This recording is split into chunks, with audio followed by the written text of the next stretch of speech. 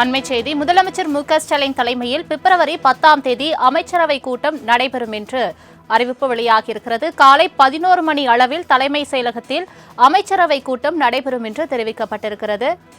இது தொடர்பான மேலும் விவரங்களை தருவதற்காக செய்தியாளர் நந்தினி இணைப்பில் இருக்கிறார். நந்தினி, வணக்கம். தற்பொழுது முதலமைச்சர் தலைமையில் பிப்ரவரி 10ஆம் தேதி அமைச்சரவை கூட்டம் நடைபெறும் என்ற அறிவிப்பு வெளியாகியிருக்கிறது. தொடர்பான மேலும் விவரங்கள் என்ன? வணக்கம். தமிழ்நாடு அமைச்சரவை கூட்டம் தமிழ்நாடு முதலமைச்சர் மு.க.ஸ்டாலின் தலைமையில் வரும் பிப்ரவரி மாதம் 10ஆம் தேதி நடைபெறும் என தற்போது அறிவிப்பாக வெளியிடப்பட்டிருக்கிறது. 2025-26ஆம் ஆண்டிற்கான நிதிநிலை அறிக்கை தாக்கல் செய்வது தொடர்பான முக்கிய ஆலோசனை என்பது முதலமைச்சர் தலைமையில் மேற்கொள்ளப்பட இருக்கிறது. அந்த வகையில்தான் பார்த்தோம் என்றால் தமிழக அமைச்சரவை கூட்டம் தமிழ்நாடு முதலமைச்சர் மு.க.ஸ்டாலின் தலைமையில் பிப்ரவரி 10ஆம் தேதி காலை 11 மணி அளவில் கூட இருக்கிறது.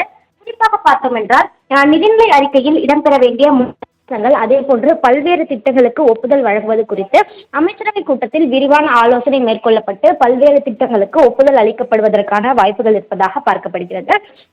அது மட்டுமல்லாமல் புதிய திட்டங்களுக்கு ஒப்புதல், புதிய தொழில் நிறுவனங்கள் தொடங்குதல் உள்ளிட்டவை குறித்தும் அமைச்சரவை கூட்டத்தில் விரிவான ஆலோசனை என்பது மேற்கொள்ளப்பட இருக்கிறது. ஒவ்வொரு பட்ஜெட் கூட்டத்தொடரின் முன்பாகவும் தமிழக அமைச்சரவை கூட்டம் கூடி என்னென்ன திட்டங்களுக்கு ஒப்புதல் வழங்கலாம் என்பது குறித்த ஆலோசனை மேற்கொண்டு அதற்கான ஒப்புதல் என்பது முதலமைச்சரிடம் வழங்கப்படும். அந்த வகையில்தான் தமிழக அமைச்சரவை கூட்டம் தமிழ்நாடு முதலமைச்சர் மு.க.ஸ்டாலின் தலைமையில் பிப்ரவரி 10ஆம் தேதி காலை 11 மணி அளவில் கூட இருக்கிறது. அந்த அமைச்சரவை கூட்டத்தில் நிதிநிலை அறிக்கையில் இடம்பெற வேண்டிய அம்சங்கள், புதிய திட்டங்கள் அறிவிப்பது, மக்களுக்கான நலத்திட்டங்கள், அதே போன்று குறிப்பாக மாணவர்கள் முன்னேற்றத்திற்கான நலத்திட்டங்கள், பெண்களுக்கு 1000 ரூபாய் உரிமை தொகை வழங்கும் திட்ட விரிவாக்கம் உள்ளிட்டவை குறித்த பல்வேறு திட்டங்களுக்கு அமைச்சரவை கூட்டத்தில் ஒப்புதல் வழங்குவதற்கான வாய்ப்புகள் இருப்பதாகவே பார்க்கப்படுகிறது.